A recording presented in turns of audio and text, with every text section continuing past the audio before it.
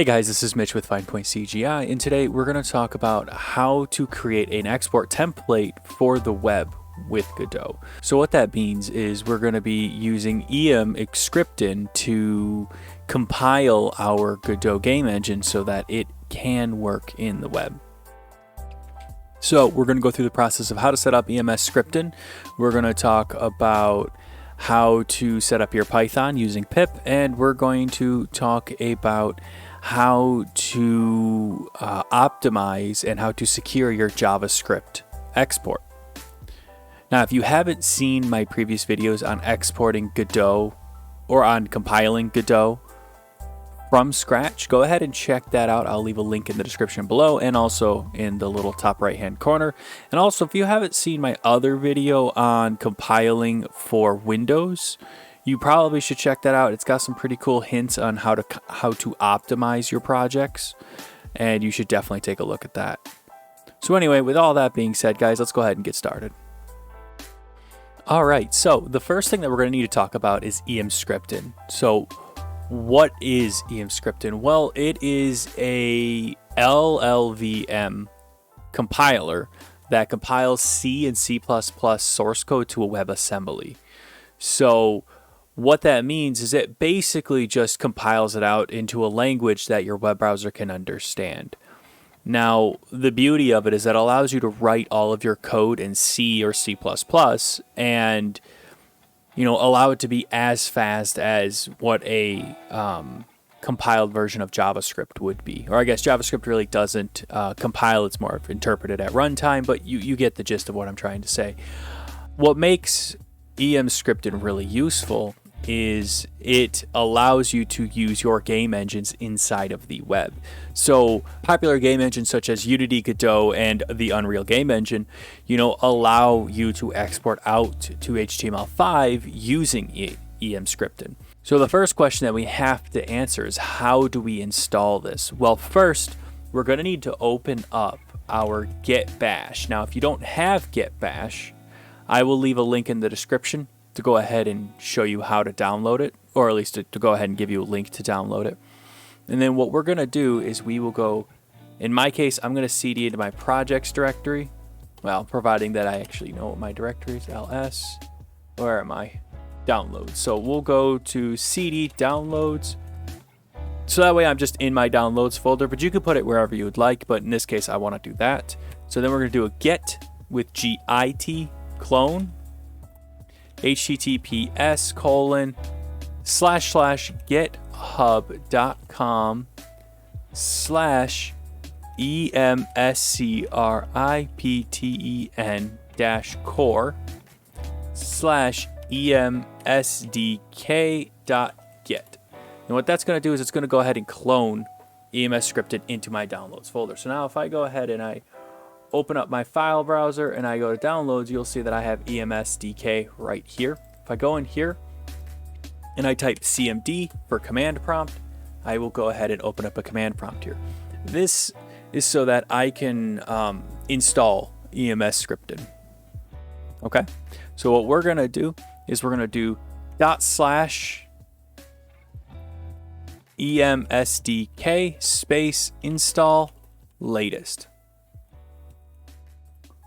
In Windows, I don't need to do that, so I will go ahead and just run it with emsdk. If you are on Linux or Mac, you do need the // so don't forget it if you are on those platforms. So we're going to go ahead and let this download and unpack. All right, once that command has ran through, what you can do is you can do emsdk space activate latest.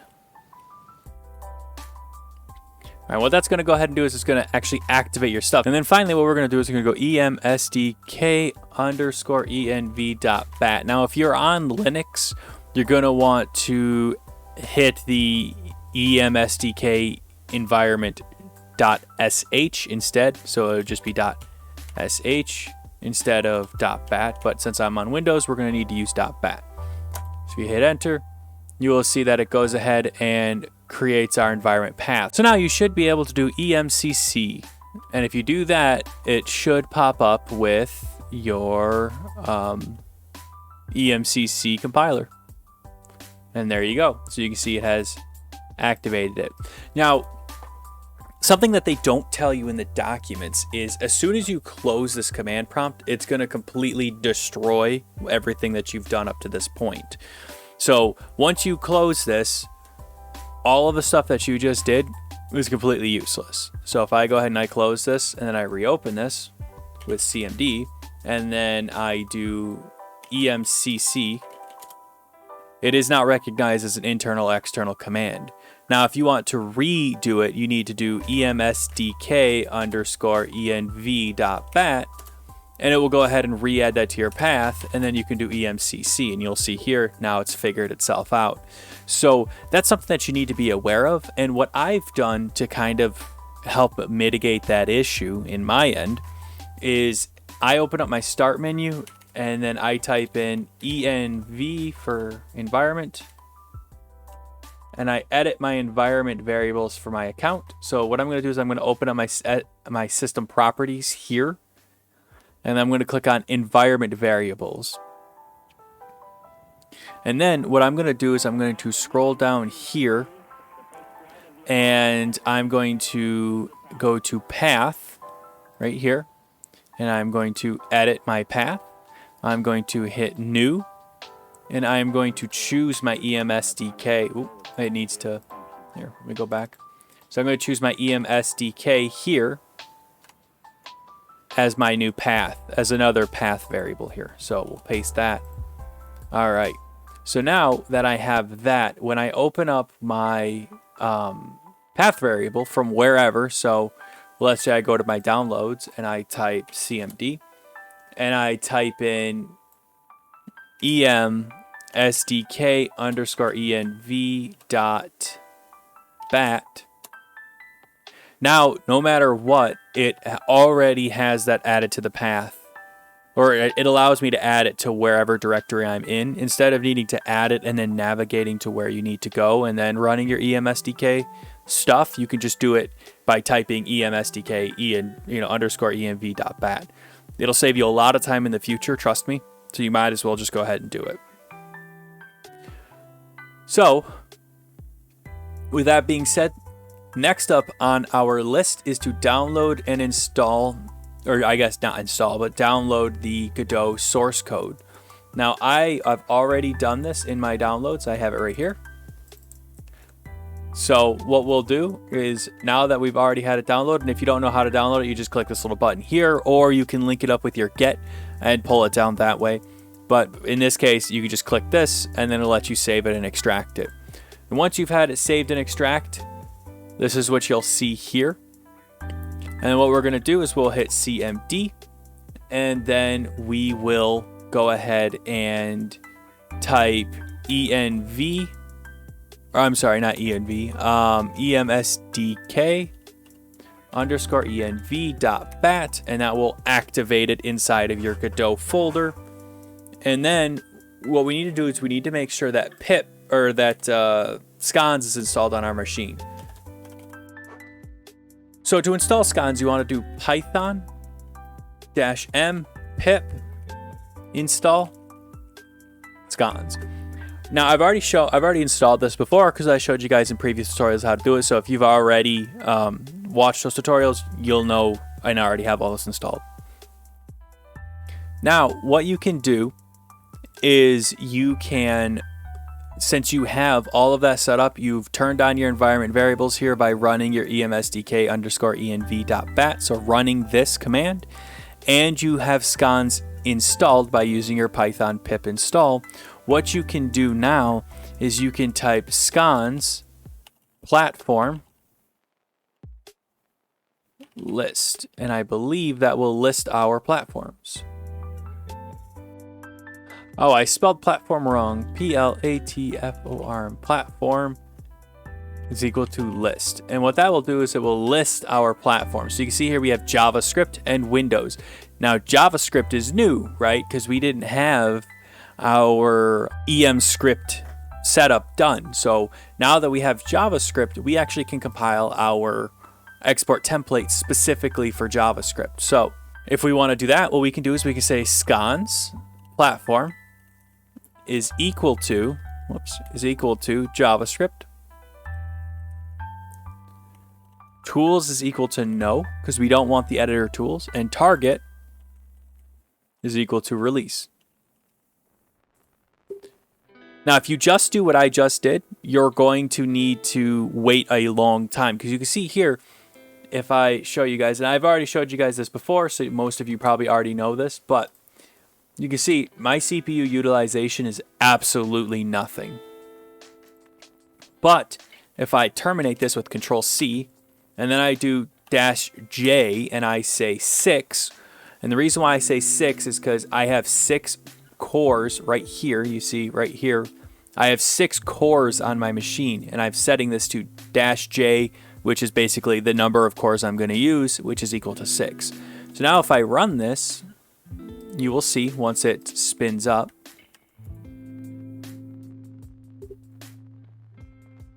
that now it's going much faster. You can see I'm at 10%, and it's just absolutely blowing through all of this. And you can see that my CPU utilization has skyrocketed compared to where it was. You can see right here. Now I'm up to 75%, which means I probably could have gone up to 7 or 8, and it probably would have been, pulling more resources. But anyway, I'm going to wait for this to compile, and then I will see you guys in a minute. All right, so now that we have it compiled, we need to also compile our debug build. So we need to do target release _debug, and then go ahead and run through that as well. So once again, I'm going to be right back. All right, now that you have both of those compiled, we're going to talk about some of the compiling options that you're allowed to have. So for instance, as you can see, when we look at this, you have the number of cores that you're using. You have what type of target it's going to be, whether it's release or debug. You have tools, no, because that's the editor tools, so you don't necessarily need that. What platform you're doing, and of course, Scons, which is your command. Now, there is one other command that you need to remember, or at least be aware of, and that is the JavaScript eval command. So if you come over here and you type JavaScript _eval is equal to, by default it's yes, but you can set it to no if you'd like. Now, what is the JavaScript eval command? Well, by default, the JavaScript Singleton is built into the engine. Now, what is the JavaScript Singleton? It allows you to access JavaScript from GDScript and allows you to send JavaScript commands from the Godot game engine. Now, the official export templates has the JavaScript Singleton enabled, so having it enabled is not the end of the world, okay? So don't worry about recompiling everything or anything like that. This is just something to be aware of. Since some of the eval calls could be considered a security concern, Godot allows you to remove the JavaScript Singleton option, so that way you can further secure your system. Now, that being said, generally speaking, you're fairly safe, but it's just something to keep in mind for future builds. If you aren't using it, you could disable it, and that would be a good option. Now that all this is done and it's done compiling, what we need to do is we need to go to our bin directory, and you will see here that we have all sorts of files here. You can see all these files. So what we need to find these zip folders here, and we need to rename them. So they need to be named web assembly _ release. Actually, in this case, this is the debug, so we'll call this debug.zip. And then we need to rename this WebAssembly _release. So what that will do is that will create both of our Godot export templates, so that way we can access them for our web exports. So now what we can do is we can open up our Godot game instance. So let me open up Godot, and let me open up, I don't know, our interface tutorial, providing that it's still here. All right. And let me scale this up for you guys. Like I've said before, I have a 2K monitor, so I tend to record in a small window here. But if I open up a scene and I open up my demo scene, oh, wow. This isn't quite an interface demo here, but that's okay. What we can do is we can go to our export settings, and let me trash our Android export, and let's add in HTML5. And then what we need to do is we need to import our custom templates here. So we're going to go to our release section here. We're going to click on this little folder icon, and we are going to go, in this case, up to downloads, where Godot stable is located, into the bin folder. And then in this case, we are doing our release one. So release, open. And then for debug, we want to go to the exact same spot. So up to downloads, Godot stable, bin, and debug. So now what that's going to do is that's going to allow us to use those custom template options that we have. So now if we close this, we can hit 5. We can hit this little 5 here. And what that will do is that'll export our project out into our web format. And you'll see here, unknown file open mode WX plus. Now this looks like it's a small error. So let's see what kind of error we're getting. So the first question that we have to ask is, do we have our project settings or our project setup? Well, I'm using the wrong project, so that might be why. So let's see if that's it.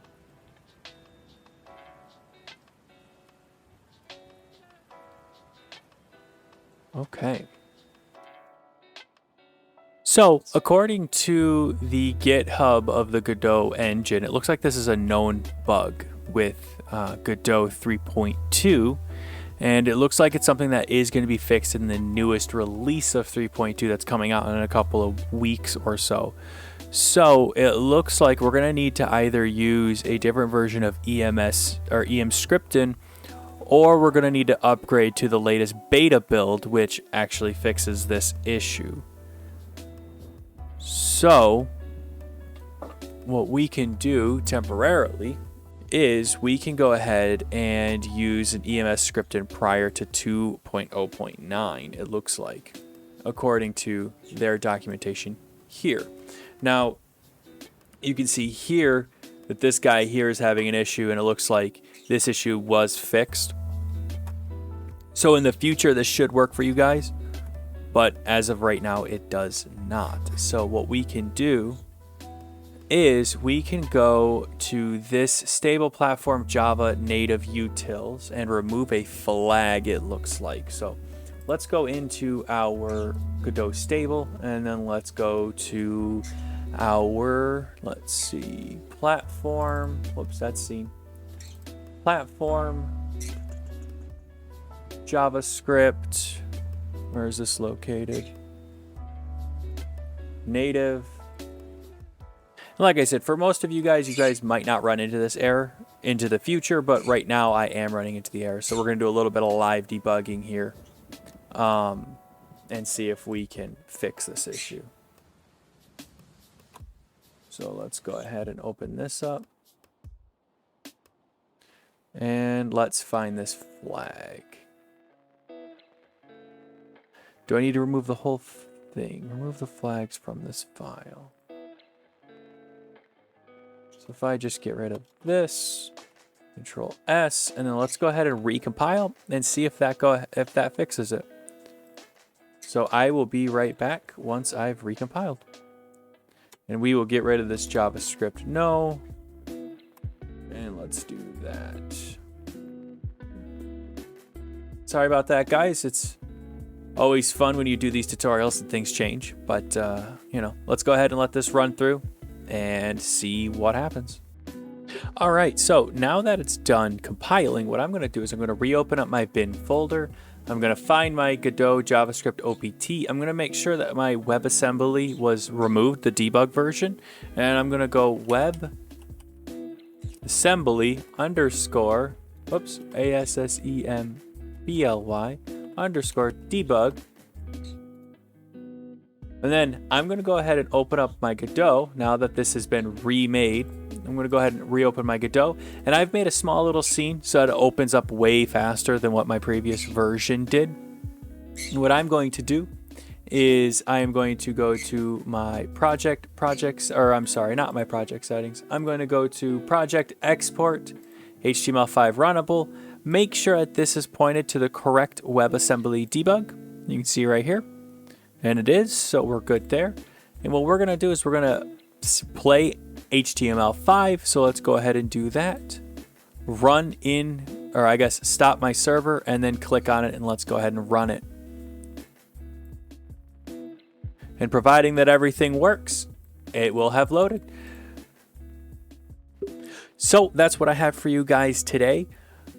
We talked about WebAssembly, we talked about EMS scripting, we talked about how to compile your own WebAssembly export templates, we talked about how to debug small compiler issues, and we talked about how to make your project more secure by pulling some things out of it.